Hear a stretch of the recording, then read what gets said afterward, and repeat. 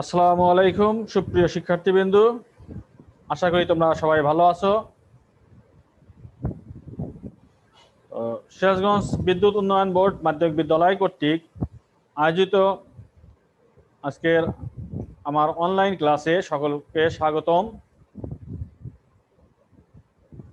আমি মোহাম্মদ মঞ্জুর রহমান মণ্ডল, সহকারী শিক্ষক, বিদ্যুৎ উন্নয়ন বোর্ড মাধ্যমিক বিদ্যালয় সিরাজগঞ্জ। আজ তোমাদেরকে আমি যা পাঠদান করব সেটি হচ্ছে ফিনান্স ও ব্যাংকিং নবম দশম শ্রেণী। আজকের আমার আলোচ্য বিষয় দশম অধ্যায় বাণিজ্যিক ব্যাংক ও তার পরিচিতি। পাঠ্য বইয়ের 106 পৃষ্ঠা থেকে 108 পৃষ্ঠা পর্যন্ত আলোচনা করব। আশা করি তোমরা আলোচনাগুলো মনোযোগ সহকারে দেখবে। এবার তোমরা কিছু ছবি দেখো। নিচে কতগুলো ছবি দেখানো হচ্ছে।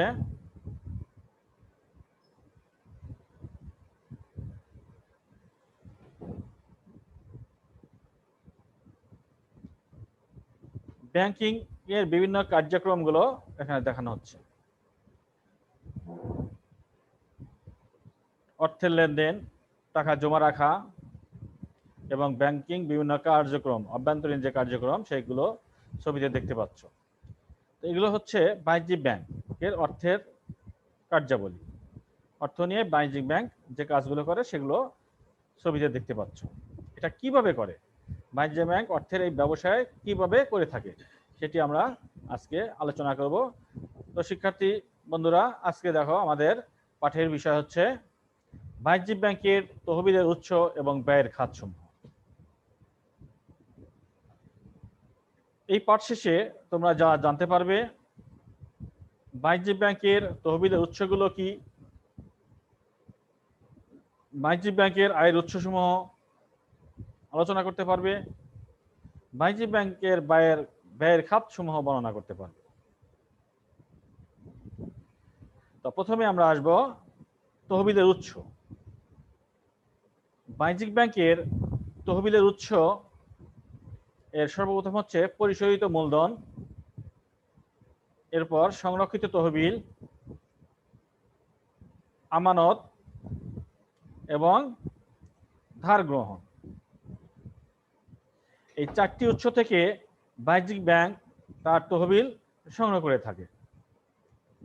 পরিশোধিত মূলধন, এটি হচ্ছে মালিকের মূলধন অথবা যৌথ মূলধনী হলে শেয়ার ইস্যুর মাধ্যমে সংগৃহীত মূলধনই হচ্ছে পরিশোধিত মূলধন।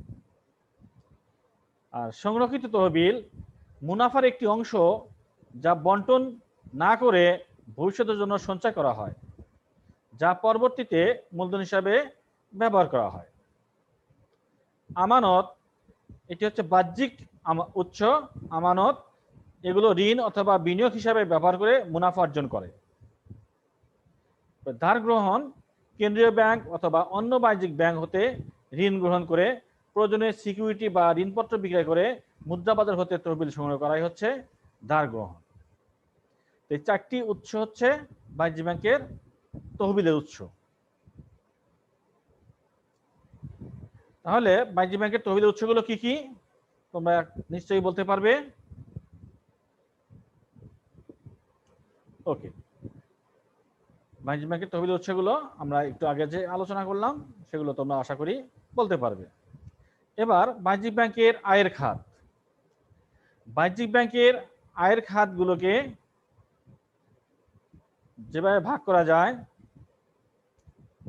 ঋণের সুদ, বিনিয়োগ, বিল বাট্টাকরণ, প্রাপ্ত কমিশন, লকার ভাড়া, প্রতিনিধিত্ব, শেয়ার ক্রয় বিক্রয়ের মধ্যস্থতা, বৈদেশিক বিনিময়, আমদানি রপ্তানি বাণিজ্য, প্রত্যয়পত্র, ওসি এবং যোগাযোগ।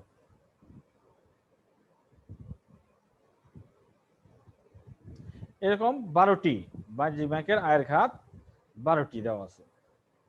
আমরা এবার এই প্রত্যেকটি খাত নিয়ে একটু সংক্ষিপ্ত আলোচনা করব। প্রথমে আসব ঋণের সুদ।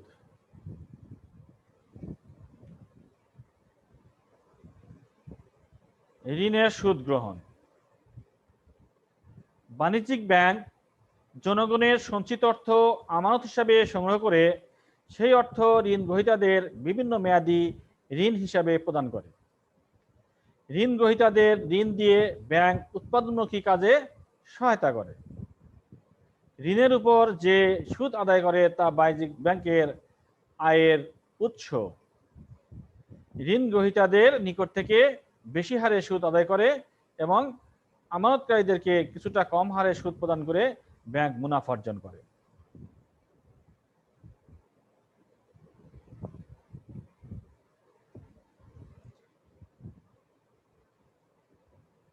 এরপর বিনিয়োগ।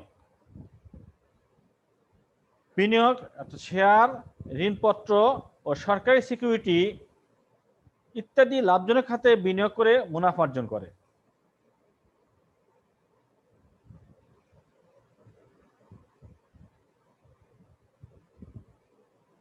বিল বাট্টাকরণ।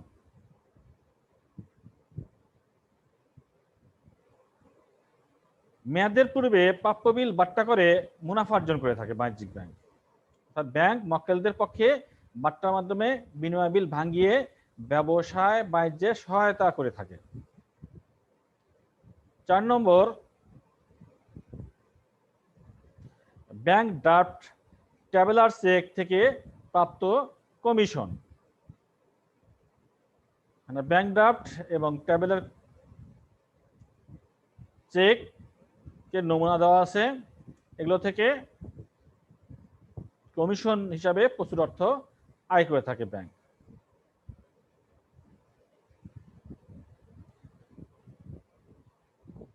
Debit card, credit card, LC, bills payable থেকে ব্যাংক কমিশন পেয়ে থাকে।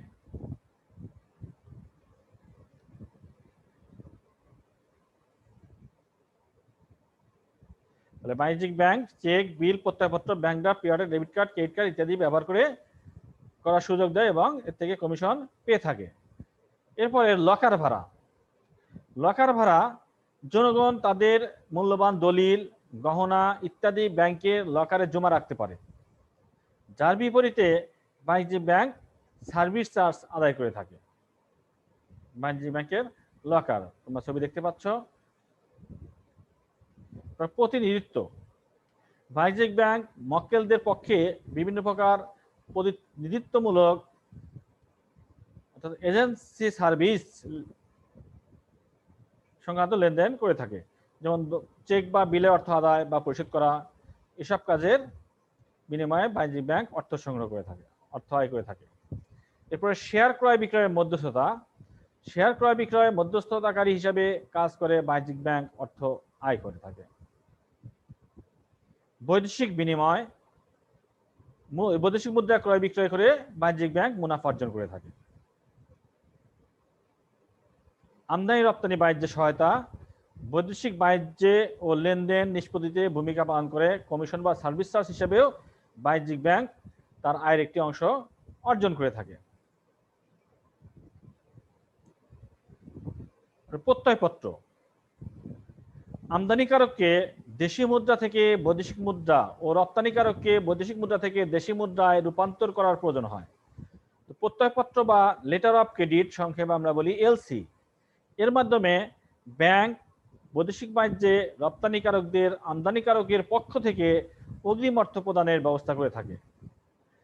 আমদানি রপ্তানি সংক্রান্ত কার্যাবলী সম্পাদন ও উপদেশ প্রদান করা ব্যাংকের একটি প্রতিনিধিত্বমূলক কাজ।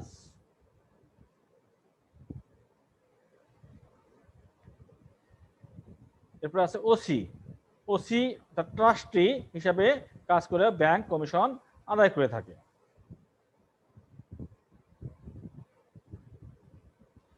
বাণিজ্যিক ব্যাংকগুলো তাদের মক্কেলদের সম্পত্তির ওসি এবং সংস্থার আর্থিক সচ্ছলতা সার্টিফিকেট প্রদান করে থাকে। এরপর আছে যোগাযোগ।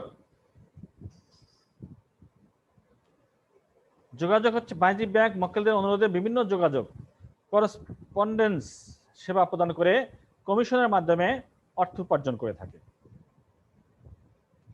তো এই ছিল আমাদের বাণিজ্যিক ব্যাংকের আয়ের খাত। এবার আসবো বাণিজ্যিক ব্যাংকের ব্যয়ের খাত।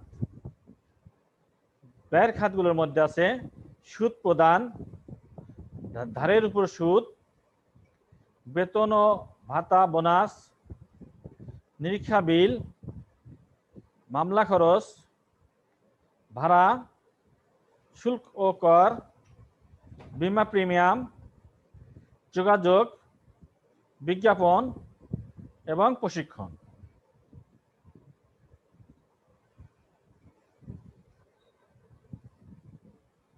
এবার আমরা ব্যয়ের খাতগুলোর সংক্ষিপ্ত আলোচনা শুনব।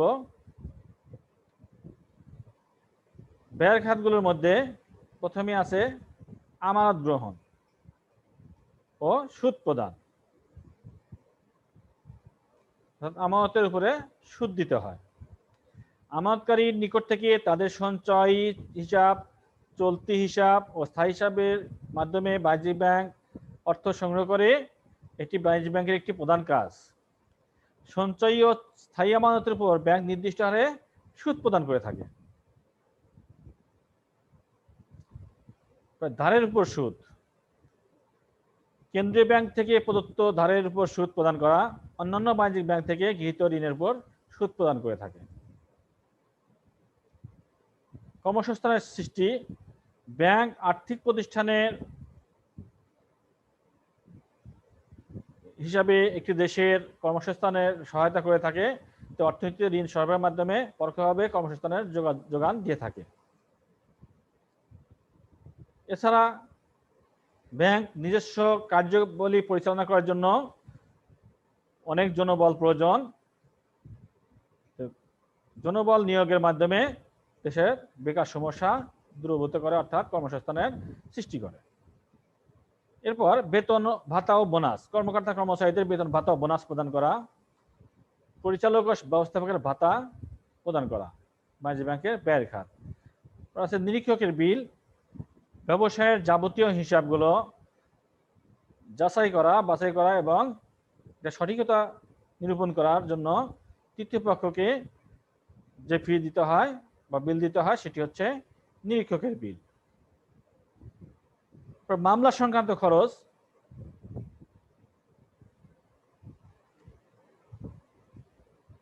অনাদায়ী ঋণের মামলা মোকদ্দমার খরচ হিসাবে ব্যাংকে অর্থ ব্যয় করতে হয়। অফিস ঘরের ও গুদাম ঘরের ভাড়া।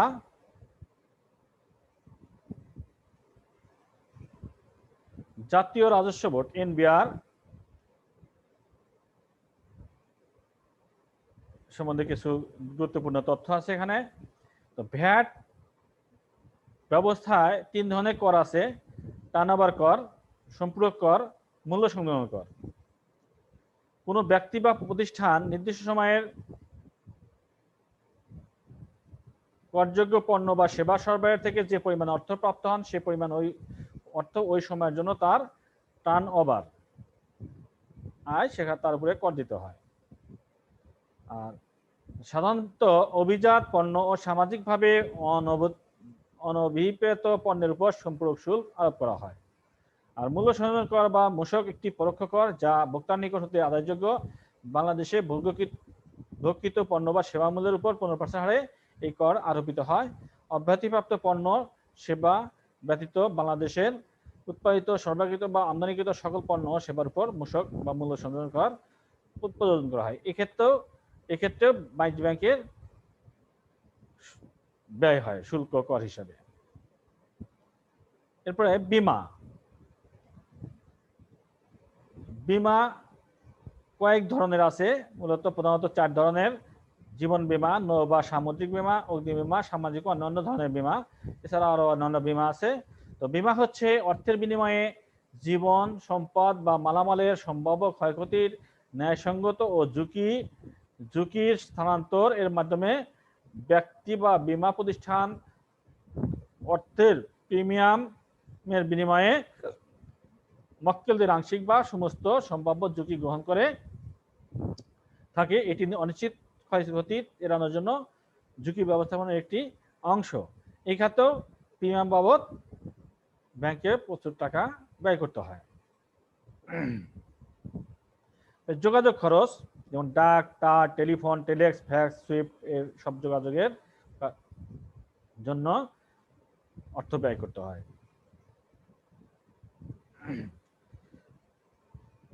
এরপরে বিজ্ঞাপন, বাণিজ্যিক ব্যাংক তথা সমগ্র ব্যবসায়ের ক্ষেত্রেই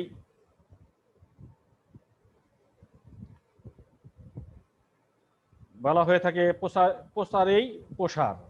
তো ব্যাংক এর ব্যতিক্রম নয়। বিভিন্ন মাধ্যমে ব্যাংক তাদের পণ্য বা সেবার প্রচারণা চালায়, সেক্ষেত্রে যে অর্থ ব্যয় হয় সেটি বিজ্ঞাপন বাবদ ব্যয় হিসাবে গণ্য হয়।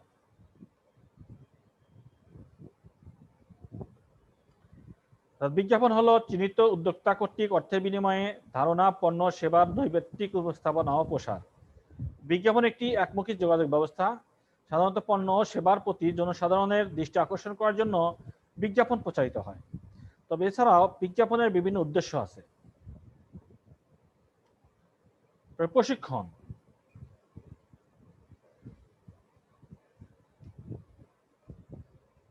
ব্যাংকে কর্মরত জনবল যারা আছে তাদেরকে দক্ষ করে গড়ে তোলার জন্য প্রশিক্ষণ প্রদান করা হয়ে থাকে। তো এই ছিল আমাদের আজকের ব্যয়ের খাত। তো শিক্ষার্থী বন্ধুরা, এবার তোমরা প্রশ্নগুলো দেখে উত্তর নিজে নিজে বের করার চেষ্টা করবে। বাণিজ্যিক ব্যাংকের তহবিলের উৎস দুইটি, এর নাম, যোগাযোগ বাণিজ্যিক ব্যাংকের কোন ধরনের খাত, বাণিজ্যিক ব্যাংক কিভাবে মুনাফা সৃষ্টি করে। প্রশ্নগুলো আশা করি উত্তর করতে পারবে। তো আজকে তোমাদের বাড়িতে যে কাজটি দিচ্ছি সেটি হচ্ছে পরিশোধিত মূলধন এবং সংরক্ষিত তহবিল সম্পর্কে বিস্তারিত আলোচনা তোমরা আয়ত্ত করবে এবং জানবে। আশা করি তোমরা আজকের ক্লাস উপভোগ করতে পেরেছ। আজকের মতো এখানেই শেষ করছি। সকলের সুস্বাস্থ্য কামনায়